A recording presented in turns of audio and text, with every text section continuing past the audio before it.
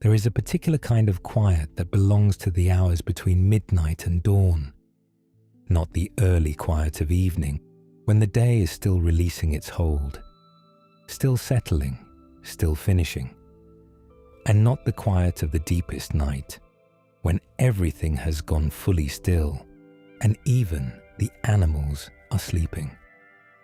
This is a different quality altogether.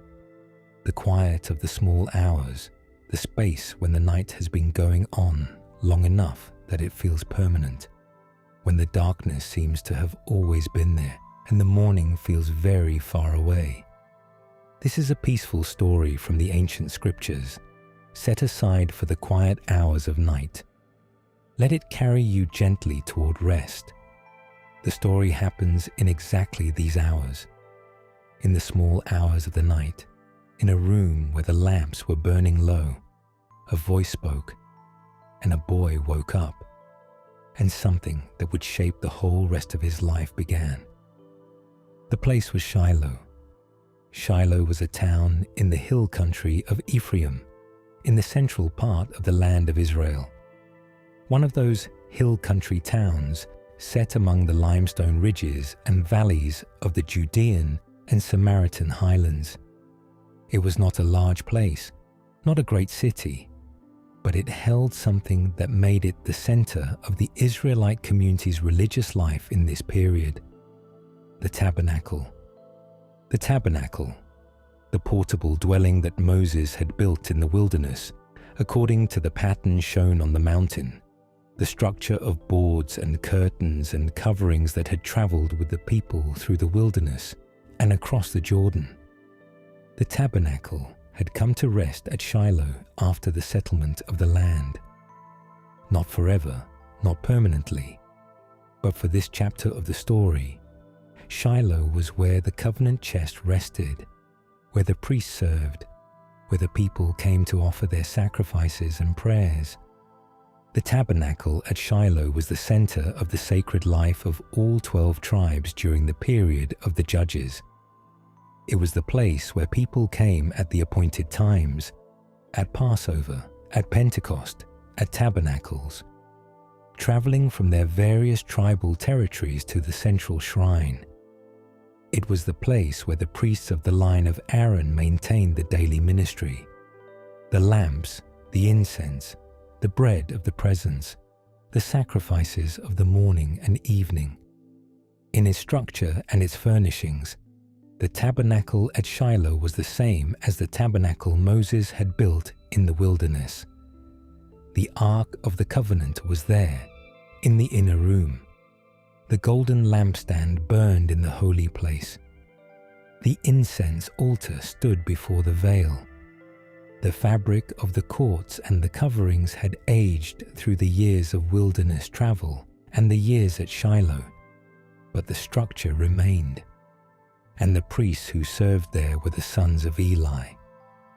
Eli was the high priest at Shiloh, an old man by the time the events of this story unfold. He had served at the tabernacle for many years, had presided over the sacrifices and the worship of the covenant community, had held the office of priest and judge in Israel. He was, by all appearances, a man who had given his life to the service of the sacred place.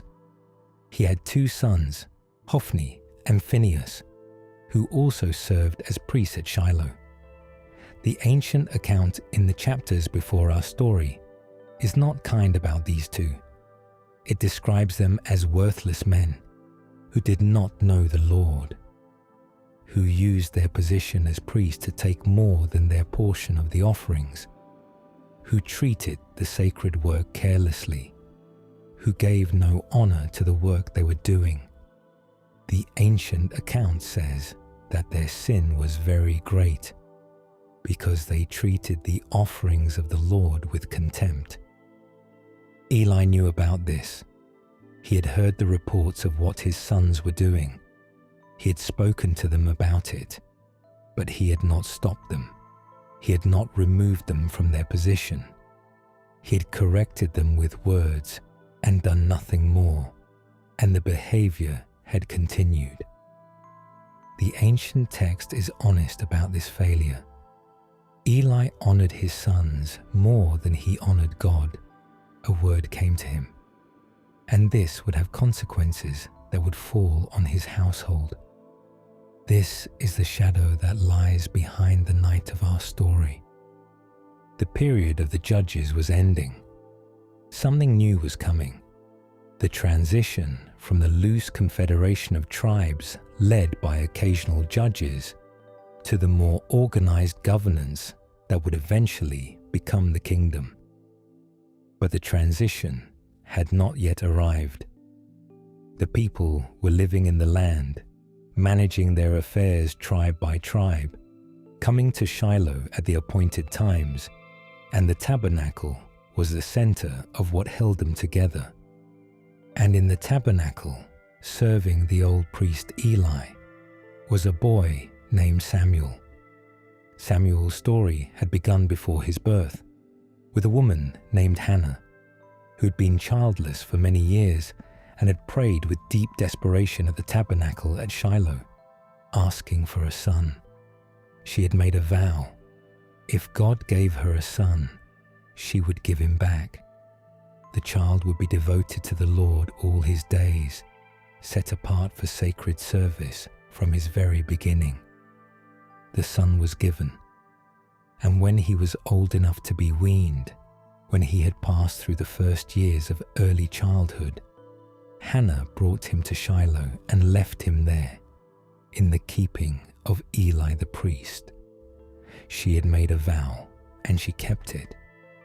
The child who had been prayed for and given became the child given back. Samuel grew up at the tabernacle. Growing up at the tabernacle was a particular kind of childhood, not the childhood of a family home, with parents and siblings and the rhythms of an agricultural household. Samuel's home was the sacred space, the courts of the tabernacle, the vicinity of the holy place, the routines of a priestly establishment that organized each day around the morning and evening sacrifices, around the tending of the lamps and the burning of the incense, around the reception of worshippers who came from across the land with their offerings and their prayers. He wore a linen ephod, a priestly garment appropriate for his role as a young servant of the shrine. His mother came to see him each year at the annual festival and brought him a new robe. The detail is tender, a glimpse of Hannah's love maintained across the distance, the care of a mother expressed in the practical act of clothing her growing son.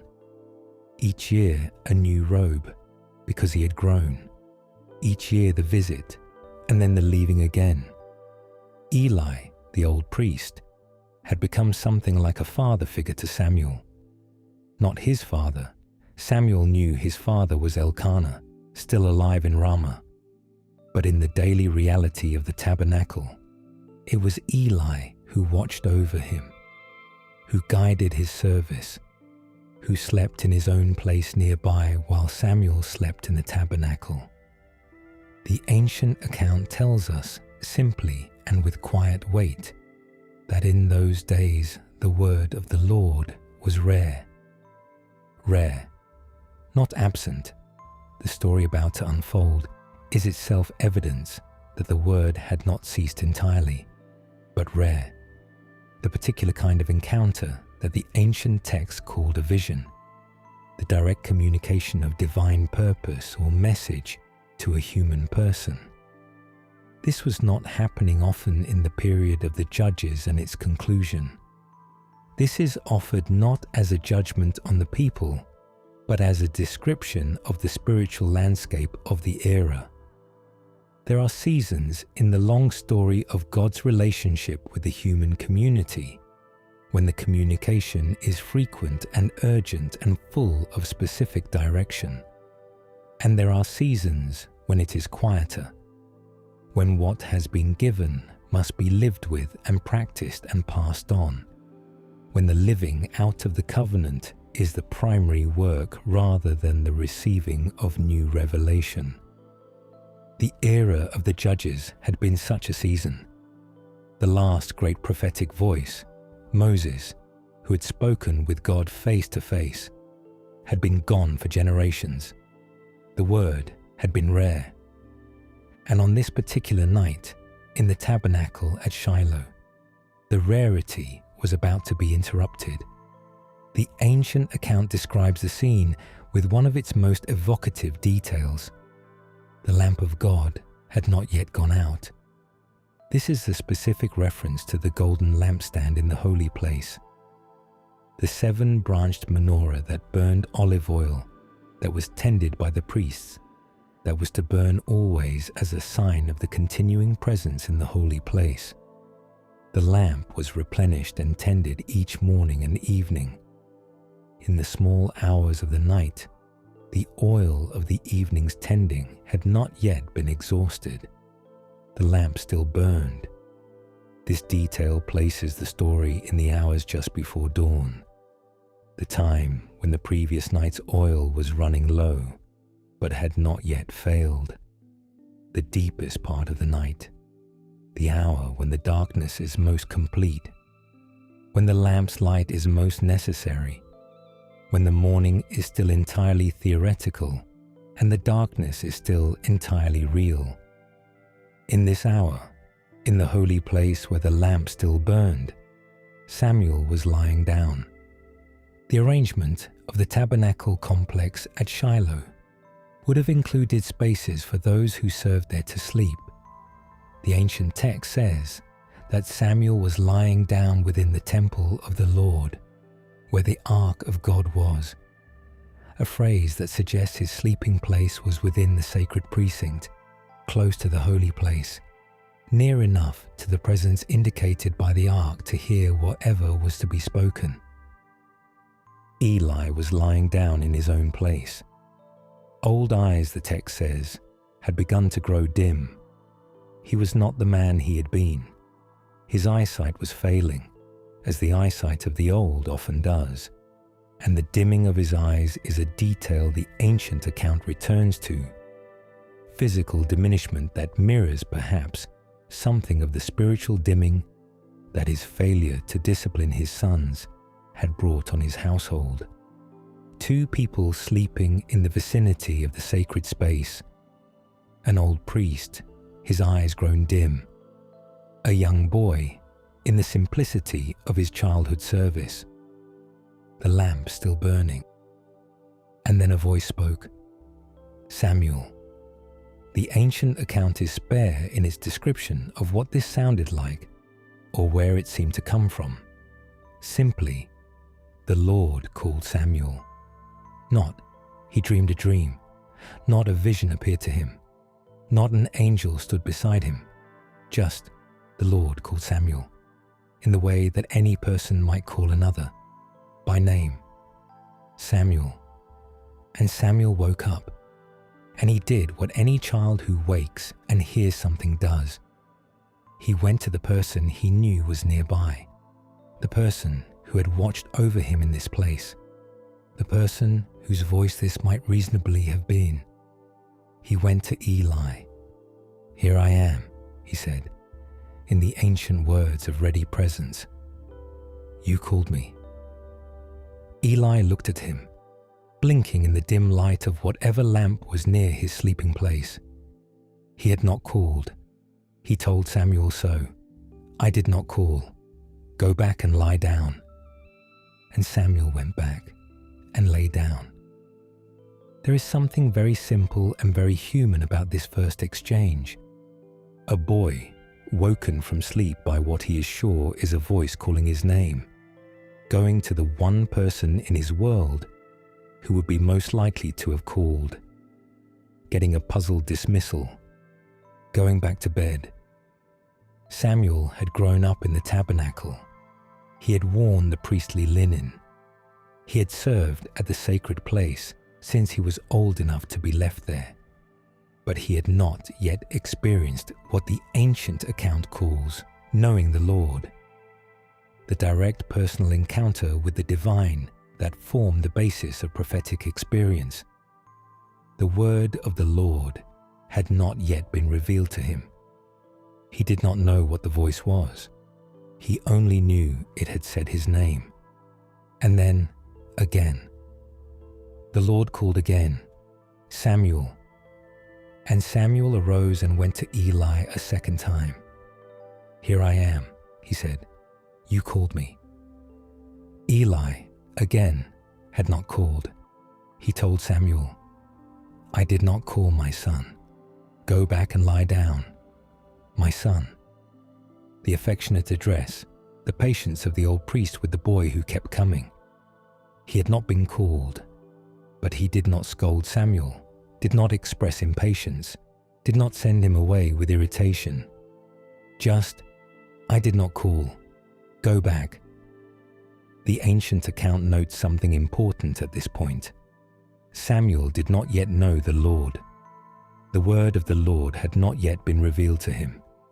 This is not a comment on Samuel's faithfulness or lack of it. He was a child. He had been raised in the tabernacle and was devoted to its service. But the particular experience of direct divine communication, the knowledge that comes through encounter rather than through instruction, this was new territory for him. He had no framework for what was happening.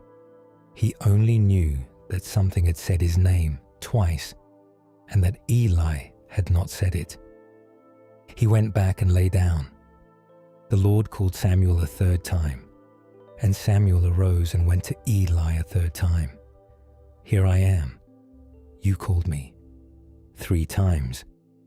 The pattern of 3 that appears so often in the ancient accounts of encounter. 3 callings before the understanding arrives, 3 instances of the pattern before the meaning is recognized. The ancient storytellers understood that 3 repetitions had a particular quality, establishing that what was happening was not random, not a mistake, not a one-time anomaly, but a pattern that required a response. This time, Eli understood. Something shifted in the old priest as the boy stood before him a third time with the same words, "Here I am, you called me." Something connected, some memory perhaps, of the older accounts of divine encounter, or some recognition in the quality of what Samuel was describing. He understood that the Lord was calling the boy. Eli's instruction to Samuel at this point is one of the quiet acts of wisdom that redeem his character in this story. A man who had failed in the larger matter of his son's behavior, but who, in this moment, did the right thing with clarity and gentleness. He told Samuel, "Go and lie down, and if he calls you, you shall say, 'Speak, Lord, for your servant hears.'" That is all. No elaborate ritual, no particular preparation, no ceremonial protocol for the receiving of divine communication. Simply, go back, and if the voice comes again, say, "Speak, Lord, for your servant hears." The instruction is a posture before it is a formula. It is the orientation of receptivity, the willingness to be in the position of one who listens, who is open to what is given, who does not speak first but waits to hear. "Speak, Lord, for your servant hears." Samuel went back and lay down. Let the mind rest here for a moment, in the image of Samuel lying down a third time.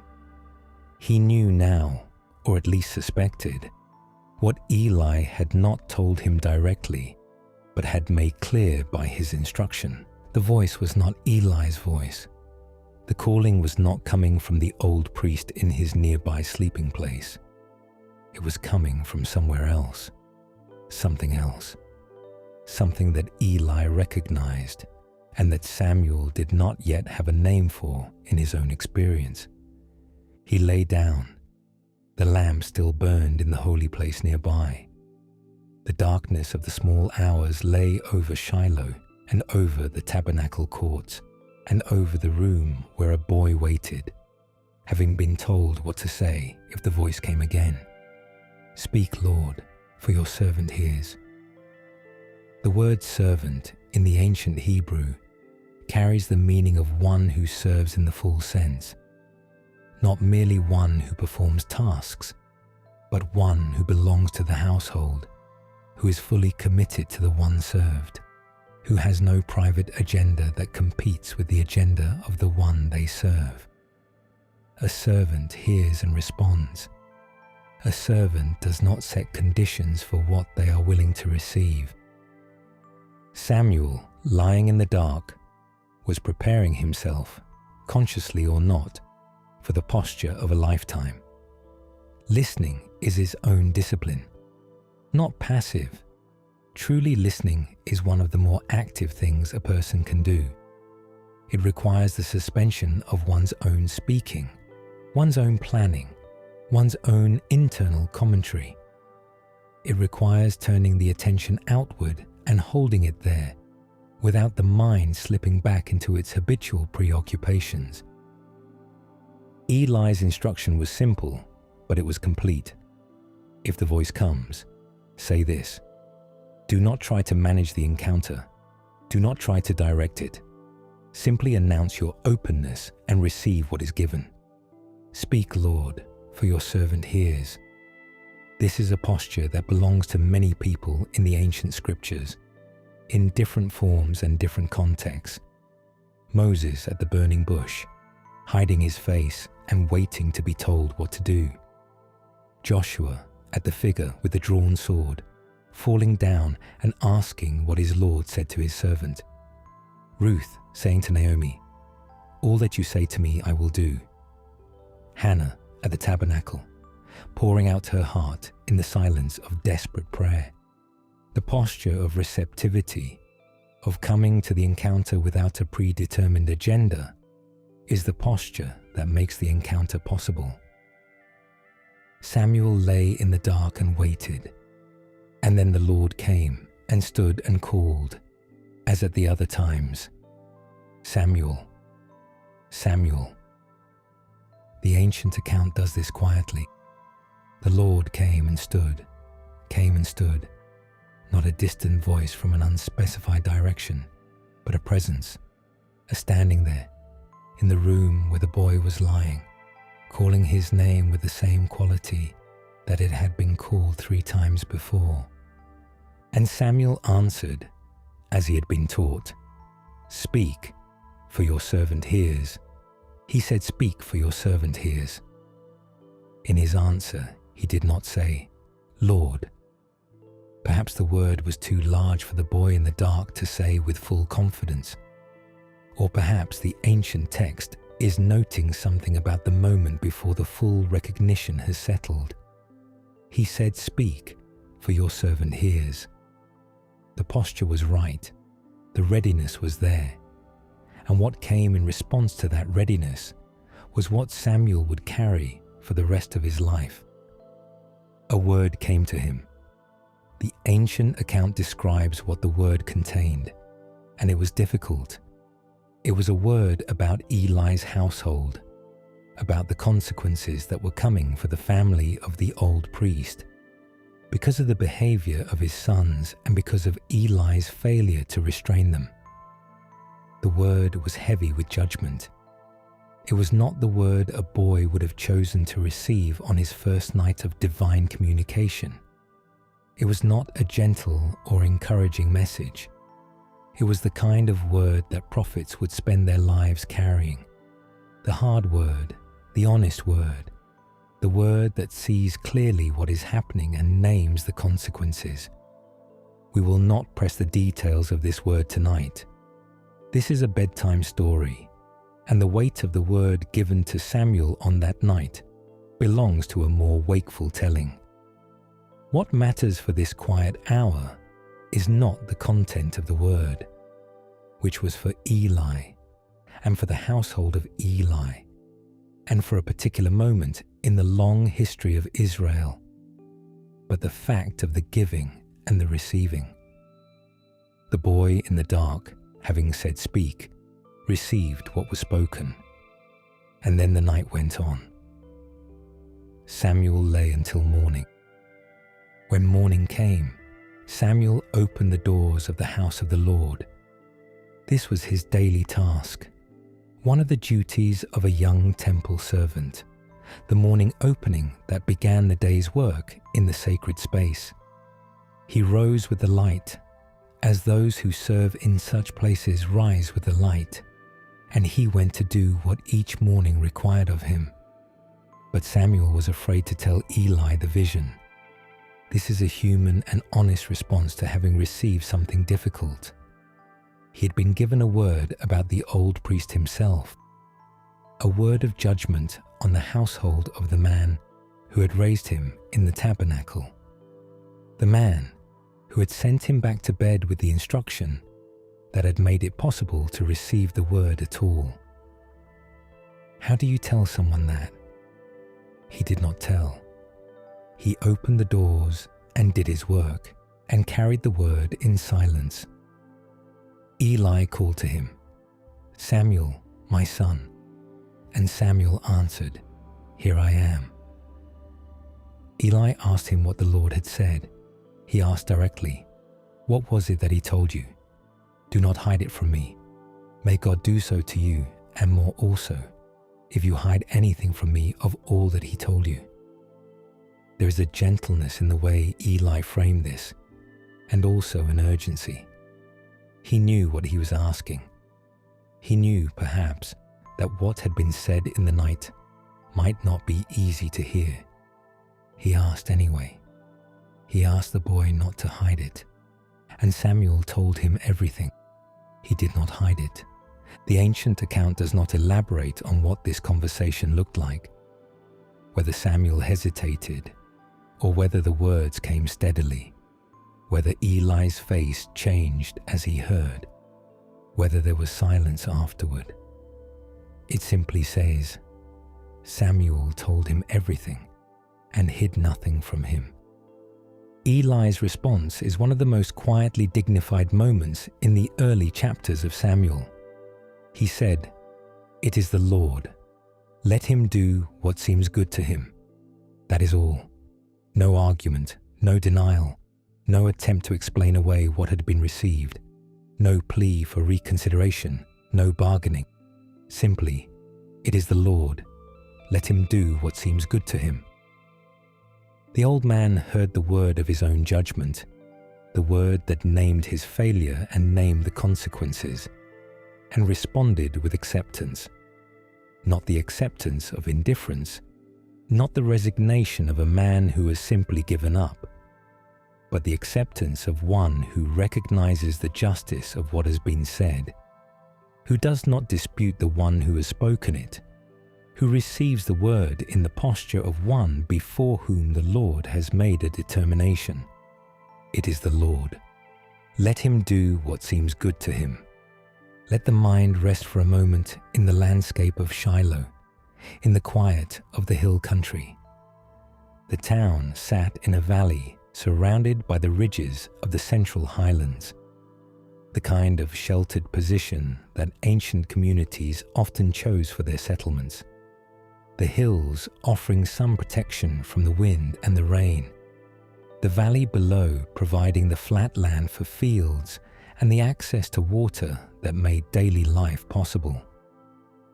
The approach to Shiloh from most directions would have involved descending from higher ground into this valley, a descent through the limestone terraces of the hill country, through the groves of olive trees that were the agricultural backbone of the highlands, through the small fields of grain carved out of the hillsides by generations of farmers.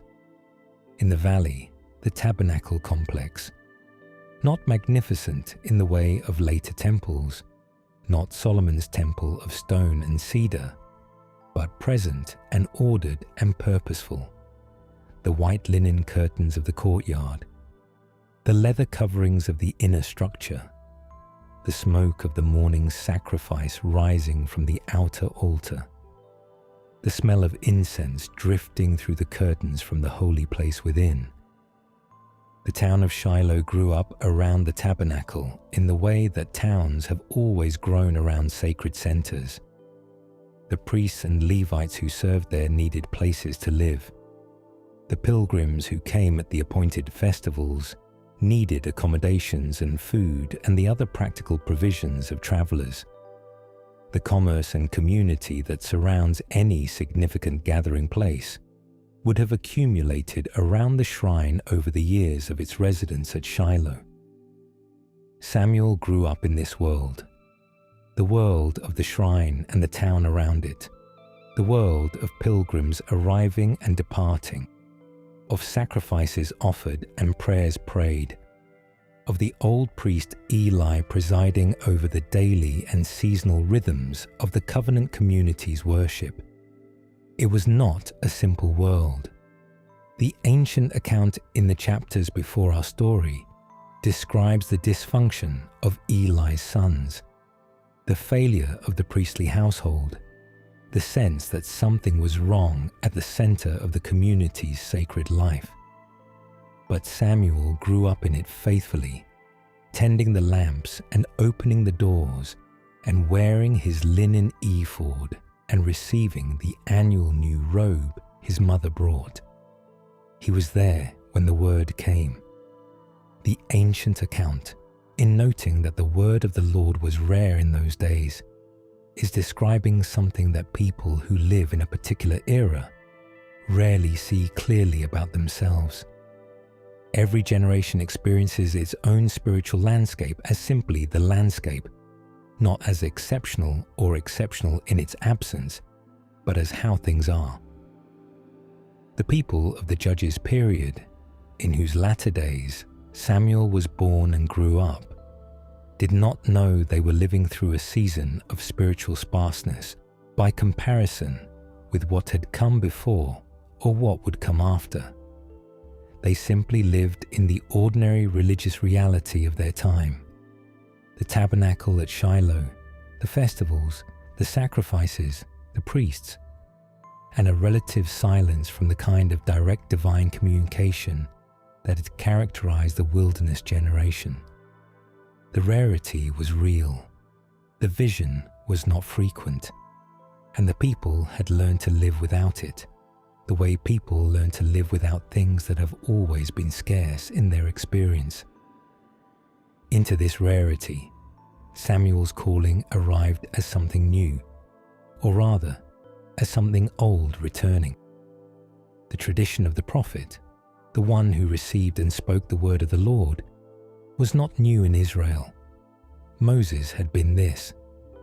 Various figures in the accounts of the wilderness and the Judges period had received such words. The tradition existed, was known, was part of the community's memory. But its practice had been thin. The word had been rare. And now, in the night hours of the tabernacle at Shiloh, with the lamp still burning in the holy place, the word came to a boy who had been dedicated to the sacred place before his birth, who had grown up in its service, who did not yet know, in the experiential sense, the one in whose house he served. The word came to Samuel not because he was already formed as a prophet. He wasn't yet. It came, because the time had come, because the lamp was burning, because the boy was there and had been taught, by the old priest's simple instruction to say, "Speak, for your servant hears." The ancient account concludes this chapter of Samuel's story with a brief but significant statement. Samuel grew, and the Lord was with him, and let none of his words fall to the ground. None of his words fall to the ground. This is a way of saying that what Samuel spoke was true, that his words, when he spoke them as a prophet, arrived at their intended destination, achieved their intended effect, were not lost or wasted or unfulfilled. A word that falls to the ground is a word that misses its mark, that is spoken and then disappears without accomplishing anything.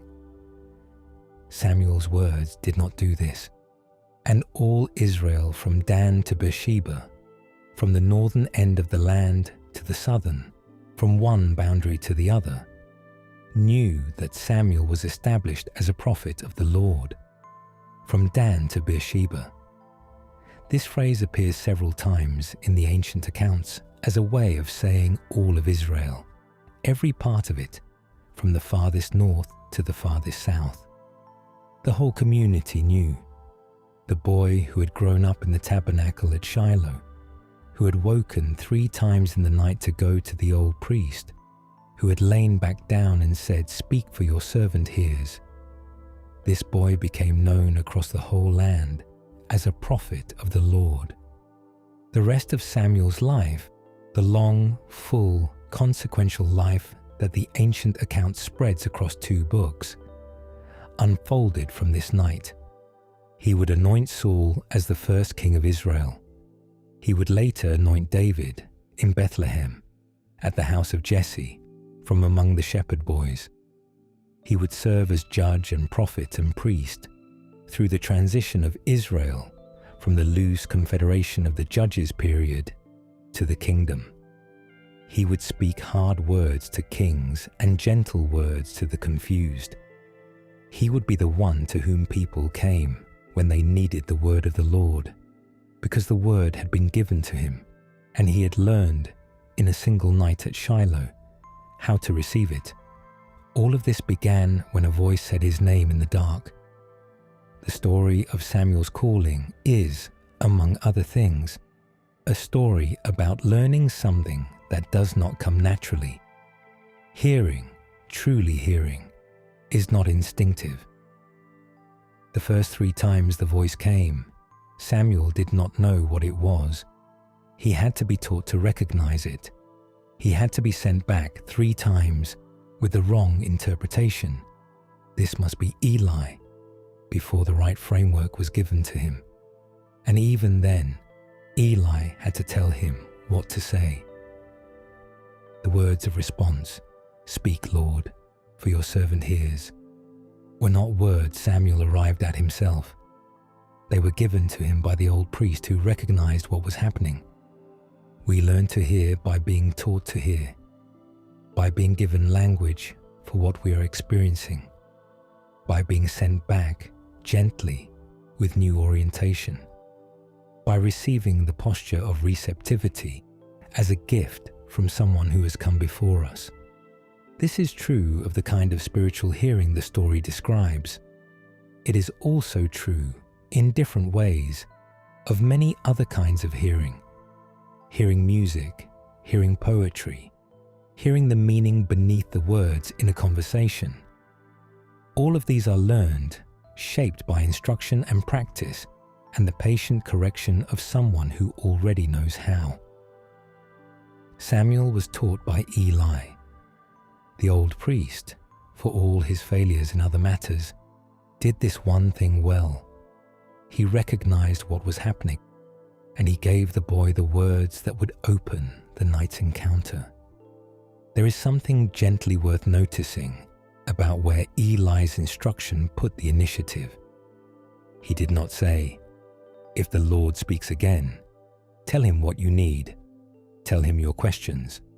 Ask him to explain himself." He said, "Speak, Lord, for your servant hears." The initiative in Eli's instruction is entirely on the side of the one speaking. The servant's role is to receive, to be available, to announce the willingness to hear whatever is given, not to set the agenda for the encounter. This is the posture of prayer that the ancient traditions understood most deeply. Not primarily the presentation of needs and requests, though the ancient texts are full of petitions and laments and requests of every kind, but the posture that says, "I am here, I am listening. Whatever you have to say, I am willing to receive it. Speak, for your servant hears." The ancient accounts note that Samuel did not yet know the Lord, that the word of the Lord had not yet been revealed to him. deserves its own quiet moment of attention.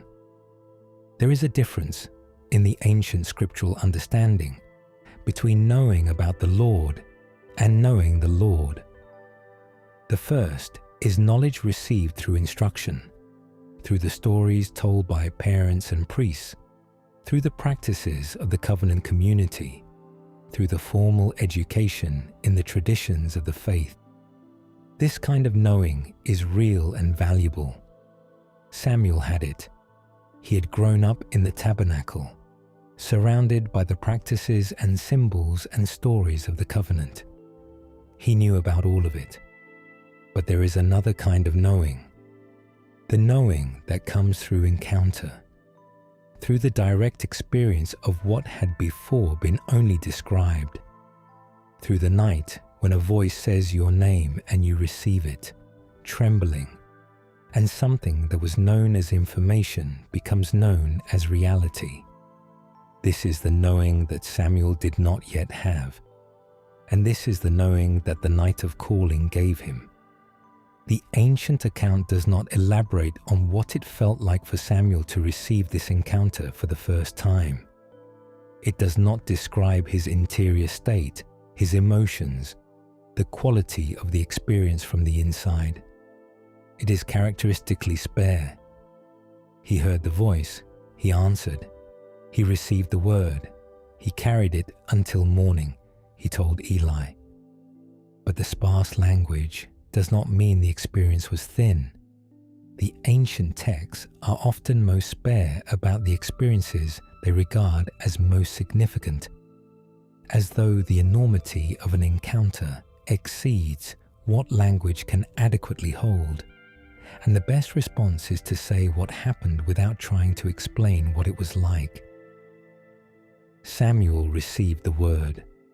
The boy who did not know the Lord, in this sense, encountered the Lord in the night, and what he encountered shaped everything that followed. The story of Samuel's calling is also a story about two people and what passes between them. Eli is in many ways a sympathetic figure, however much the ancient account holds him responsible for his failure to discipline his sons. He is old and his eyes are dim, and the household he presides over is troubled, and the judgments coming toward it are ones he cannot avoid or deflect. He is a man at the end of a long service, carrying the weight of his own failures alongside the genuine faithfulness of a lifetime given to the sacred place. And Samuel is young as a person can be and still be called a servant, and be sleeping in the tabernacle and be opening the doors in the morning. He has lived his whole life in the shadow of Eli, the old priest who has been his guide and his authority and his daily companion in the service of the shrine. On this night, something shifts between them. Not dramatically, not in a way that the ancient account makes a point of, but something shifts. The boy receives a word that the old priest would not receive directly. The one in the secondary role, the servant, the child, is the vessel for the communication, and the old priest, who has not been addressed directly, responds to what the boy received with acceptance and submission. It is the Lord. Let him do what seems good to him. This is a remarkable response from Eli. He could have disputed the word. He could have denied it. He could have told himself that the boy had misunderstood, or that the word was not from a reliable source, or that the judgment it described was not deserved. He did none of these things. He heard what Samuel told him, and he named it correctly. It is the Lord, and he released it to its proper authority. Let him do what seems good to him. This is the posture of Eli at his best, not the posture that had characterized his handling of his sons, but a different posture, the posture of one who, in the moment of hearing a word of judgment on himself, receives it honestly and submits to the one who sent it. Something of this posture, the willingness to receive rather than resist, to accept rather than argue, is perhaps what the old priest had always known, at some deep level, even in the years when his actions had not reflected it. The night of Samuel's calling brought it to the surface. There is a reason the ancient accounts of divine encounter so often happen in the night. Not only, or even primarily, because the night provides a kind of privacy or quiet that the day does not. The night in the ancient imagination was its own kind of time. The time when the ordinary operations of the world, the business and movement and noise of human activity were stilled. The time when the mind, released from the claims of the active day, became available to what the day's busyness had kept at arm's length. The sleep of the night was understood in the ancient world as a time of particular receptivity. The dreams that came in sleep were taken seriously as a form of communication. Not always literally, not without the need for interpretation, but as real transmissions from a source beyond the dreaming person's own mind. The boundary between the waking world and the world of the spirit was thinner in the ancient understanding, when the body was at rest and the active will had relaxed its grip. Samuel's encounter did not come in a dream. The ancient account is careful to distinguish this kind of calling from a dream by its description. The Lord called, and Samuel heard, and went to Eli, and returned, and heard again. These are not the actions of a person who is sleeping. He was awake enough to rise and walk to Eli 3 times. The encounter happened in the night, in the liminal hours between deep sleep and full waking, but it was not a dream. The lamp of God had not yet gone out. This detail keeps returning because it is doing something in the telling of the story. The lamp that burned in the holy place all night, tended by the priests, never permitted to go out. This lamp was still burning in the hours when Samuel received the word. The human provision of light, maintained with oil and care, was still present when the divine voice arrived. There is something in this that speaks to the relationship between the ordinary and the extraordinary in the sacred life. The lamp was there because priests had filled it with oil and tended it according to the instructions given to Moses. The ordinary faithful work of maintaining the lamp, pouring oil, trimming the wick, doing it again the next day and the next. This ordinary work was what kept the light burning in the night when the word came. The extraordinary arrival of the divine voice did not happen instead of the ordinary faithfulness. It happened alongside it, in the space that the ordinary faithfulness had helped to create and maintain. The lamp still burned, and in its light, the word came. The 4 words of Samuel's response, or 5 words in the English rendering, more compressed in the Hebrew, have become one of the quiet phrases that the tradition has carried across centuries. Speak, Lord, for your servant hears.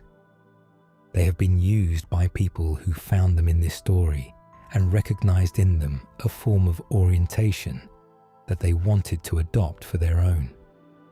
Not as a formula exactly. The ancient text does not suggest that Samuel's words were a magic formula that compelled the divine response. The voice had already been speaking before Samuel found the words to respond to it rightly.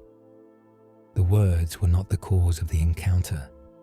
They were the response to it, the form of receptivity that opened the person to receive what was being given. The willingness to be the servant who hears rather than the master who speaks. The turning of the attention toward what is given rather than toward what is wanted. The suspension of the agenda in favor of the availability. This posture does not come easily. It runs against the natural inclination of the human mind to fill silence with its own content, to speak first and listen second, to organize every encounter around its own needs and questions and preoccupations.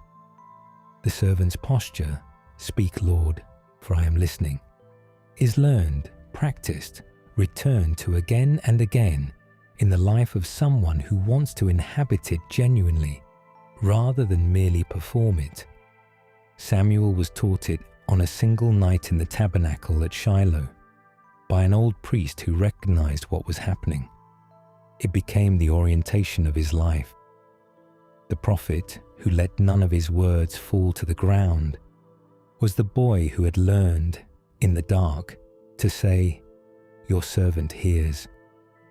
The account of Samuel's calling has been told across 3,000 years of telling, read at synagogues and churches, studied by children and scholars, returned to again and again by people who find in it something that speaks to their own experience of night and silence and the voice that calls by name. It is a small story in the physical scale of its events. No parting of seas, no columns of fire, no shaking mountains. A room in a tabernacle, an old priest sleeping nearby, a boy lying down, a voice.